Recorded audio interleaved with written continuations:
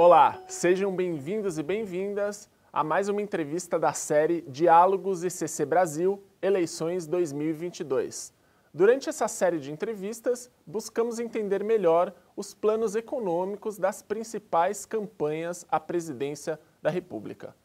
Essa série é promovida pela ICC Brasil, a International Chamber of Commerce, com apoio institucional da Bayer, do Demarest, da Janssen, da Crowe e da Microsoft. Além disso, é uma parceria de produção com a FEComércio São Paulo. Hoje está conosco a economista Helena Landau, que representa a campanha de Simone Tebet, do MDB. E para iniciar essa conversa, eu vou passar a palavra a Gabriela Dorilhac, que é diretora executiva da ICC. Obrigada, Rodolfo. Helena, muito obrigada pela tua presença. Acho que foi muito interessante escutar a tua conversa agora, antes dessa gravação. Helena, hoje o mundo passa pelo, digamos, talvez o fim de uma pandemia. A gente está no meio de um conflito armado, uma crise de abastecimento, inflação não só no Brasil, que é global. Dentro deste cenário extremamente complexo, qual é o plano de governo, ou seja, quais são as prioridades de governo que vocês estão montando com a senadora? Então, primeiro, obrigado pelo convite, prazer estar com vocês. O diálogo é uma coisa importantíssima numa discussão de projetos, de programa. Ouvir também é muito importante, né? Nos ajuda muito. Estamos passando por uma situação muito grave no mundo, mas a gente tem um crescimento muito abaixo do que a gente precisa no Brasil há muitos anos, né? O Brasil está crescendo taxas muito inferiores ao aumento da necessidade de absorção do mercado de trabalho há muito tempo. Produtividade baixa, o aprendizado ainda que a gente tenha expandido, matrículas, etc. A qualidade da educação ainda não atingiu o que a gente gostaria, então essa crise atual ela vem para agravar problemas estruturais que a gente já tinha no Brasil. As diretrizes de política econômica da pré-candidata Simone Tebet, ela é feita em 3 eixos. É um eixo do social com grande ênfase na educação, né? Educação de agora e educação para o futuro. O Brasil precisa melhorar as taxas de produtividade, dar igualdade de oportunidades, permitir mobilidade social, e a gente só consegue isso investindo em educação desde a primeira infância, uma importância da primeira infância. E junto também de recuperação dos jovens, que durante a pandemia aumentaram assim, os índices de evasão, dá alguma perspectiva de trabalho. E aí a parceria com o setor privado é muito importante para a gente adequar a demanda de mão de obra com a qualificação. O outro eixo, e dentro do social tem várias áreas de educação, de habitação, de saúde. Outro eixo importantíssimo é o meio ambiente, sustentabilidade. O Brasil foi afastado do mundo praticamente, fechado, está de costas, as pessoas chamam de pária, por uma política ambiental totalmente, eu diria até criminosa, vou usar uma palavra muito forte, porque a gente está vendo aumento de garimpo ilegal, de desmatamento ilegal, que não é para matar a fome de ninguém, né? Ali é uma coisa muito organizada, pelo contrário, o Brasil mostra que é possível aumentar a produtividade do agronegócio sem ampliar as áreas desmatadas, então a gente tem que reforçar essa qualidade da nossa agricultura, da nossa produção, e investir muito na economia de baixo carbono. Obviamente que a gente precisa atacar o que nos levou a essa situação. Rever os decretos do governo Bolsonaro que permitiram, né, essa invasão da criminalidade, porque acabou a fiscalização, acabou a punição. A gente tem que olhar a eletrificação, a gente tem que olhar o fim do desmatamento ilegal, várias ações em conjunto que olham também o social, né? O Brasil tem uma matriz energética muito boa, então nós temos uma capacidade de estar conduzindo um processo de transição e ser um ator importante no mundo se a gente mudar a política ambiental. A Amazônia hoje tem os piores indicadores sociais, então a recuperação na Amazônia está junto com um olhar social, educação, crime, etc. Mas vai além disso. E a área de gestão, que a gente chama de gestão de governo, onde está embutido o que as pessoas chamam do programa econômico clássico, né? Onde tem a recuperação do planejamento, com a recriação do Ministério do Planejamento e Orçamento, uma ênfase em planejamento, né? O orçamento é anual, mas a gente vai ter metas para os 4 anos de mandato, e até além, mesmo que não haja reeleição, com revisão de despesas, com simplificação tributária, com a melhoria da gestão de serviço público. Ou seja, aquelas preocupações de reforma administrativa, reforma tributária, desestatização, estão todas englobadas nessa nova gestão. Governo digital, um governo mais parceiro, e aí as políticas específicas, abertura comercial, integração com o comércio internacional, uma ênfase, né, em inovação, porque senão a gente não compete, capacitação de mão de obra, e aí a gente entra na infraestrutura, recuperação das agências reguladoras. Mas o que eu acho importante no programa econômico é que ele sai daquela discussão clássica, qual é o ajuste fiscal, qual é a âncora fiscal, para dizer, olha, a economia é muito mais que isso. A economia é um olhar no social, é sustentabilidade, é quase como se você trouxesse a sigla ambiente, social e governança para dentro do governo. O governo vai comandar essas, e tudo faz parte de um programa econômico. Interessante você colocar isso, porque a ICC, obviamente, ela nasceu há mais de 100 anos com a missão de fortalecer o comércio internacional, não só acreditando que o comércio internacional desenvolve economias, mas que ele desenvolve a parte social também, que ele é um importante motor de desenvolvimento social. Hoje, no Brasil, a gente tem uma das economias mais fechadas no mundo, com baixa competitividade, produtividade. Olhando, digamos, esse fator de crescimento, de desenvolvimento social, econômico e social, que é a inserção internacional, que na visão da ICC é muito importante, quais são os planos da campanha para a inserção internacional do Brasil? Como vocês vão trabalhar o comércio internacional? O que está na pauta? Essa é uma pergunta muito importante, porque a inserção internacional faz parte do programa econômico com destaque. É um dos itens importantes do programa econômico. A gente tem que começar pelo meio ambiente, porque enquanto a gente tiver uma diplomacia, uma visão de mundo em que o Brasil não respeita, né, os limites dados pela questão ambiental ou não participa dos acordos internacionais, o Brasil vai ficar fora da economia mundial. Então, uma nova diplomacia, uma diplomacia que coloque o Brasil como um ator importante nos acordos comerciais. Então, começa por aí, também é muito importante, porque hoje o Brasil, às vezes, sequer é recebido por organismos importantes da área de comércio internacional, vocês sabem disso. Então, você tem uma coisa macro para fazer. E é muito importante o que você falou sobre a integração comercial como indutor de outras mudanças, porque as grandes mudanças de produtividade no Brasil, que aí aumenta o emprego, geram novas profissões, um desafio tecnológico, foi dado no início nos anos 90, quando a gente teve uma abertura comercial maior. A gente acabou o bônus demográfico, a gente só vai crescer aumentando a produtividade. E a abertura e integração comercial é fundamental para isso. É fundamental para isso. A ideia é a gente, primeiro, a gente tem que colocar a abertura comercial e integração como parte dessas reformas estruturais fundamentais que o Brasil tem que colocar. Não pode ser um adendo de alguma coisa, dada a importância que ela tem. Então, a redução da proteção comercial tem que acontecer. Pode ser através... na reforma tributária, por exemplo, você vai ter o primeiro passo, que é a simplificação. Ao mesmo tempo que reduz os custos, Brasil e a competitividade, ela simplifica e diminui os tributos indiretos que incidem sobre a exportação.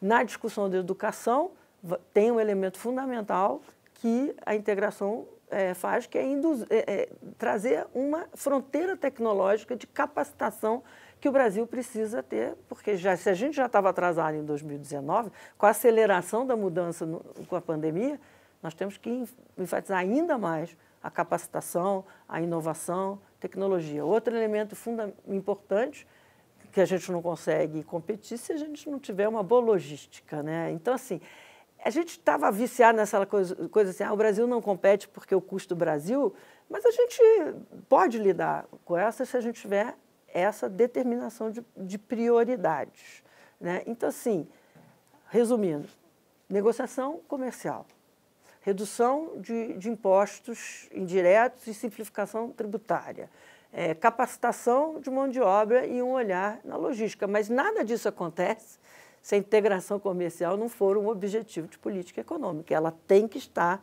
dentro do objetivo da política econômica. Helena, você acabou de mencionar algumas coisas muito importantes. Custo Brasil, mas eu queria me aprofundar na questão da reforma tributária, que a gente vê como essencial para ter mais competitividade, produtividade e para integração. Então, nesse sentido, eu queria que você falasse um pouquinho mais sobre os planos para a questão tributária. Olha, a reforma tributária, eu acho que vai ser a reforma primeira de um governo, caso a senadora Simone Tebet vire a presidente do Brasil. Ela tem uma vida legislativa muito rica, né? Está 8 anos no Congresso como senadora, já foi presidente da CCJ, é relatora de inúmeros projetos, e a reforma tributária é uma discussão que ela acompanha há muito tempo. A gente perdeu uma oportunidade de avançar com a PEC 45, que era mais completa, uma reforma tributária mais completa, porque a gente precisa da simplificação tributária, da unificação de tributos. O Brasil precisa se modernizar, né, nos padrões internacionais, da criação do IVA, e a gente discutiu. Infelizmente, a PEC 45 meio que foi afastada e agora temos a PEC 110. Uma das visões que eu acho importante é a gente aproveitar as oportunidades. Não podemos perder oportunidades como se perdeu em 2019, porque o ministro da Economia, Paulo Guedes, parou com toda a reforma para incluir a CPMF quando ela estava madura para ser. Imagina o Brasil se a gente já tivesse 3 anos de uma simplificação tributária acontecendo. Seria outra. Então, ainda que a PEC 45 fosse mais completa, a gente tem a PEC 110 e a esperança é que ainda esse ano você avance nas casas. A simplificação não é só simplificação, é modernização, né? Porque você vai diminuir guerra fiscal, você muda a tributação, você unifica, você vai ter uma grande preocupação da compensação do que deixa de ser tributado de destino e origem. Tudo isso já está, que era o mais difícil de uma negociação tributária, isso tudo já está organizado, os secretários de Fazenda estão aí. E eu acho que depois dessa intervenção no ICMS estadual, eu acho que eles estão mais ainda adeptos de uma simplificação tributária. Então, eu não vejo grandes problemas políticos. É fundamental, porque com isso você resolve o problema dos impostos indiretos, que são um entrave que incidem sobre as exportações brasileiras. Mas a reforma tributária é além da simplificação, né? A reforma tributária não só a modernização do sistema tributário de acordo com o resto do mundo, dos países da OCDE, mas tem uma questão social também importante. Nós temos que olhar com o sistema de imposto de renda, né? O sistema da renda, porque o Brasil é muito regressivo, né? Muito regressivo. Então, a reforma tributária dos impostos indiretos, a unificação, a mudança origem e destino, ela também tem que vir com a reforma do imposto de renda, né? Os regimes especiais que fazem com que o rico não pague imposto no Brasil, a pejotização indiscriminada, né? Que hoje todo mundo, independente da renda que ofere, acaba usando a pejotização. Você tem também que incentivar a formalização no mercado de trabalho.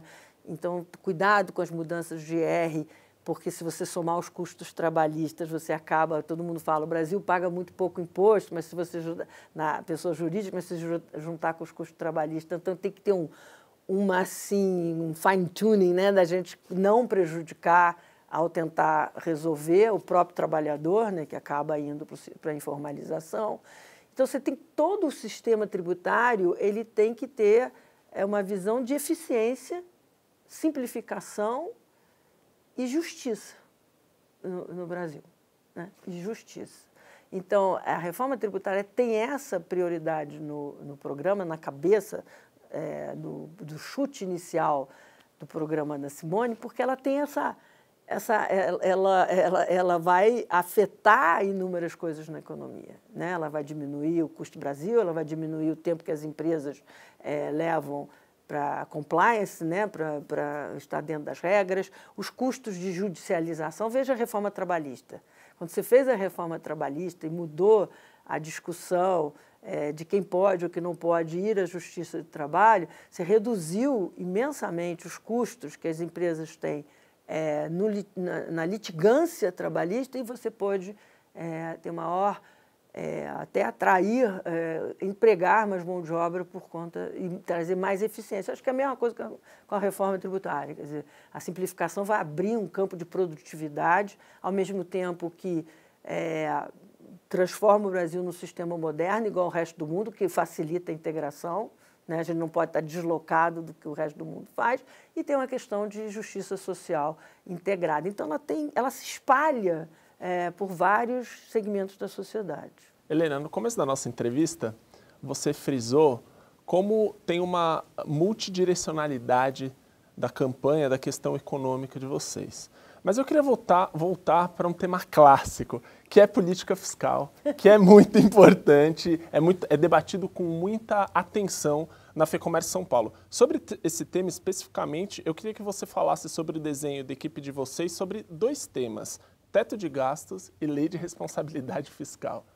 Eu vou começar dizendo assim, primeiro a gente tem que saber se o teto de gastos vai sobreviver até 2023, porque do jeito que ele está, ele existe no papel, mas ele está tão esburacado que eu não sei se existe na prática. Quer dizer, o teto de gasto vinha para ser revisto em 2026 e com o próprio governo atual foi tirando essa questão do teto de gasto como uma âncora importante. Tá?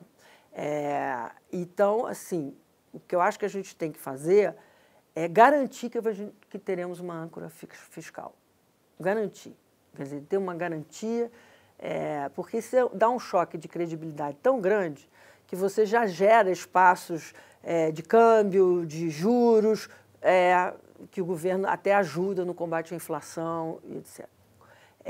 A lei de responsabilidade fiscal, ela foi sendo desmoralizada ao longo do tempo, até pelo próprio judiciário, né? Que tem uma visão, vou deixar os estados e municípios, vou dar uma liminar, o estado não precisa cumprir, porque, afinal de contas, tem uma situação de emergência, e os estados contam com essa visão do Supremo, de que vai suspender garantias do Tesouro ou pagamento para o Tesouro, porque tem sempre a situação emergencial. Então, a gente precisa retomar a credibilidade da lei de responsabilidade fiscal. Eu vou te responder falando um pouco de como a gente vê a organização do orçamento, eu acho. Se você olhar o capítulo de finanças públicas da Constituição, ele tem tantas emendas constitucionais que você não consegue entender mais o que é regra orçamentária e fiscal no Brasil. Porque não é só o teto. Você tem regra de ouro, lei de responsabilidade, teto, aí o teto muda a regra, o indexador cria um espaçozinho. Quer dizer, não adianta ser teto se você muda a regra o tempo todo. Então, a gente tem que ter regras claras. O Brasil não padece de problema fiscal por falta de regra. Acho que tem excesso de regra. Então, a gente precisa simplificar. O projeto que está no programa econômico é exatamente você organizar o capítulo da Constituição na finanças públicas, limpar aquilo, deixar os princípios de orçamento na Constituição, que serão esses de orçamento de longo prazo, com leis anuais, mas visando longo prazo, revisão de despesas, os gastos tributários, essas coisas. Você deixa as linhas mestres no orçamento.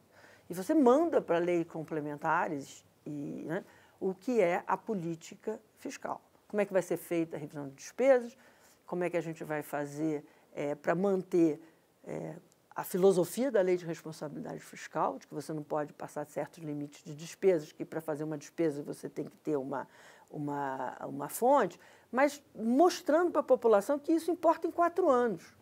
Mas, olha, eu não posso dar aumento para essa categoria aqui em 2023, porque esse aumento desta categoria, quando chegar em 2029, atrapalha a política de avaliação de desempenho de toda a gestão de serviço público, ou da política social XYZ. A gente tem que mostrar à sociedade os dilemas da política fiscal, mas sem deixar de fugir da sua questão, eu diria que o teto de gastos, a coisa mais importante do teto, que a gente precisa recuperar, é trazer para a sociedade os conflitos distributivos que a gente tem no orçamento, né? O teto de gasto tem uma função, diria, de política e economia. Olha, você tem um limite para a despesa, você tem que fazer escolhas. Isso ficou muito claro na reforma da Previdência, a gente perdeu esse sentimento de que eu preciso cortar determinadas despesas para crescer outras despesas importantes, ciência e tecnologia, investimento público de manutenção e coisas desse tipo. O que acontece? Quando você acha buracos no teto, cria artifícios, faz o orçamento secreto, usa a PEC do precatório para expandir o conceito, você está abandonando a ideia de conflito distributivo, você está cortando um atalho. Então, assim, eu não quero enfrentar esse conflito, então vou expandir um pouquinho o meu limite de despesa para encaixar e sem uma discussão orçamentária. Quando você tem um orçamento secreto, você não discute para onde foi. Quando você coloca precatórios como opção lá, você não discute que outras coisas poderiam estar lá. Por que não estava precatório antes? Tem uma confusão do que é dinheiro público, você vê no preço dos combustíveis. Não, vou usar dividendos. Dividendos é dinheiro do tesouro, dividendos é gasto primário. Então, você tem que dizer para a sociedade, olha, se eu usar dividendos da Petrobras para subsidiar determinado derivado, etc., eu vou deixar de usar os dividendos da Petrobras para outra coisa. Essa noção que você tem que passar para a sociedade, que você tem uma cesta e que você precisa escolher o que fazer, era uma função primordial do teto de gasto. Óbvio que ele teve uma função inicial que foi romper com o problema de expectativas que vinha do governo Dilma, que foi um descalabro completo na questão fiscal. Ele teve essa parada, o freio de arrumação, e nisso foi muito importante.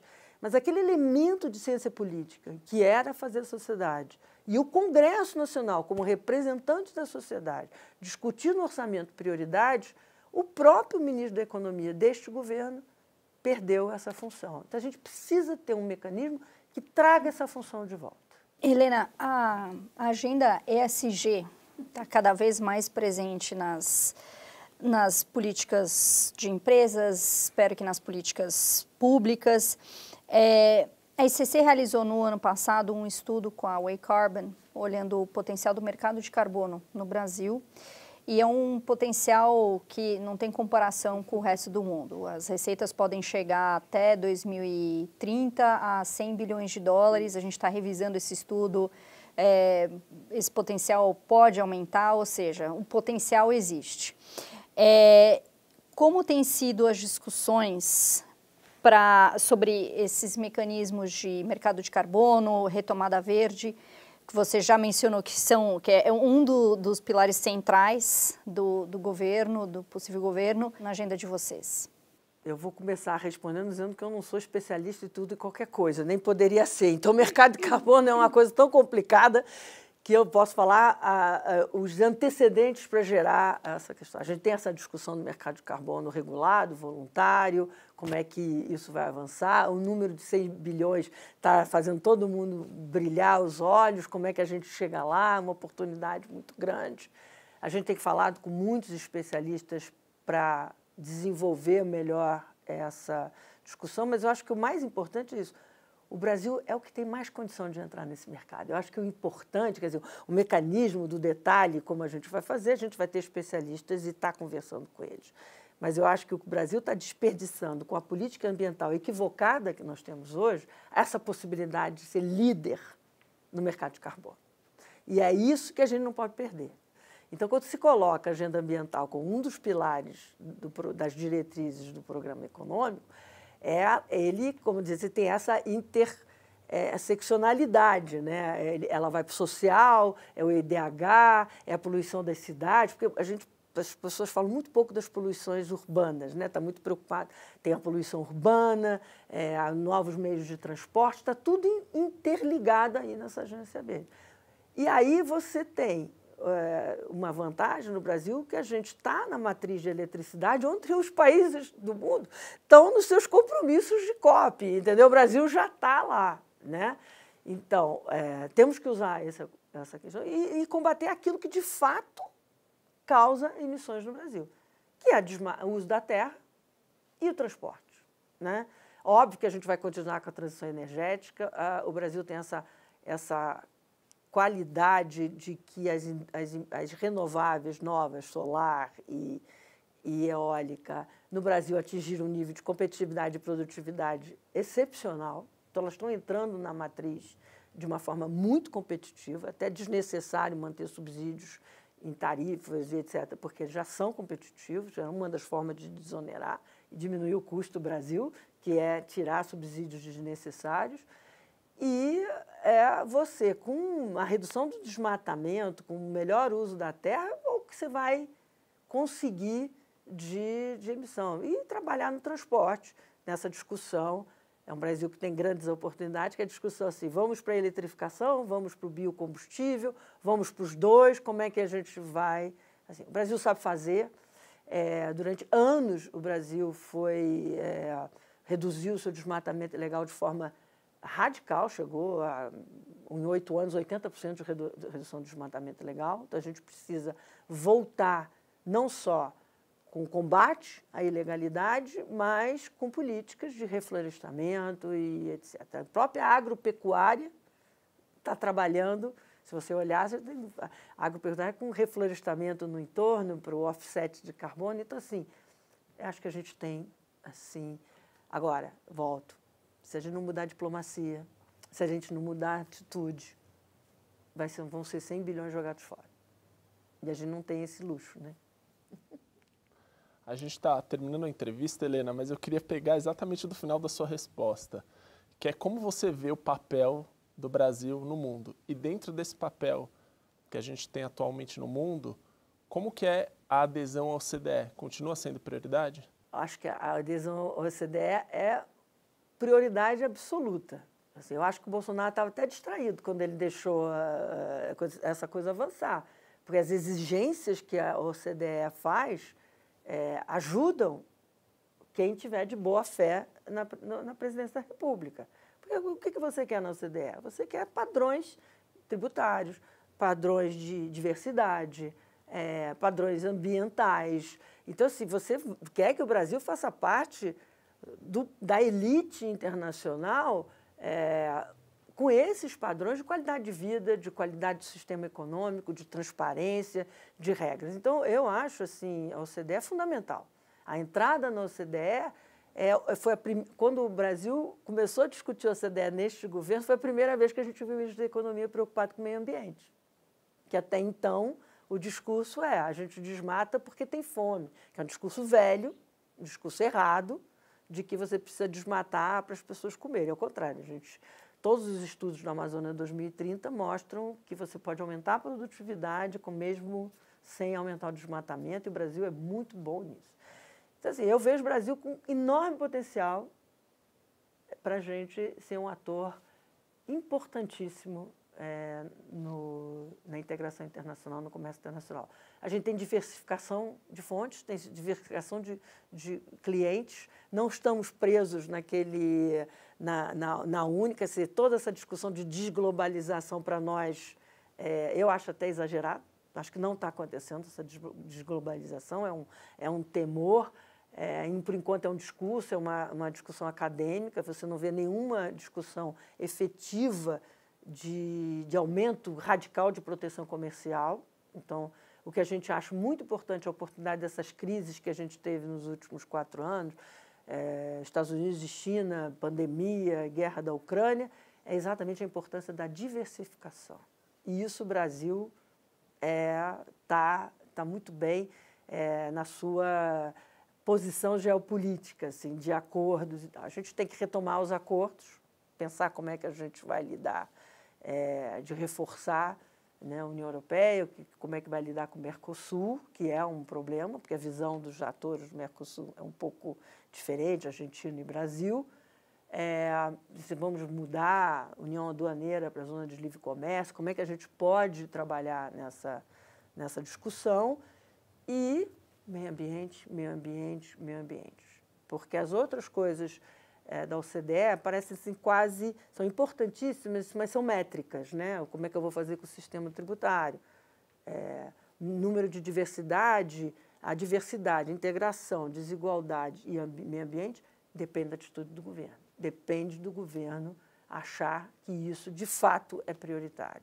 Então, sim, a OCDE é importante porque ela dá um empurrão para essas mudanças necessárias, dá legitimidade para essas mudanças que são tão necessárias.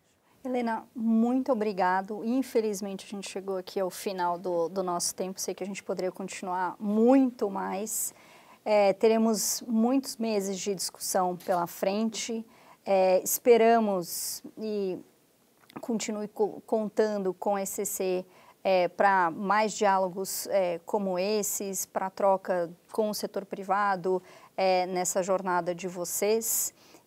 E boa sorte. Eu agradeço o convite do ICC, eu aprendi muito hoje também, acho que a gente pode ter uma troca muito importante dos estudos que vocês fazem, dos seus associados, a parte de tecnologia, digitalização, que tipo de negociação. Então, vou usar esse diálogo e parabéns pelo diálogo, porque não se faz um programa econômico sem ouvir a sociedade.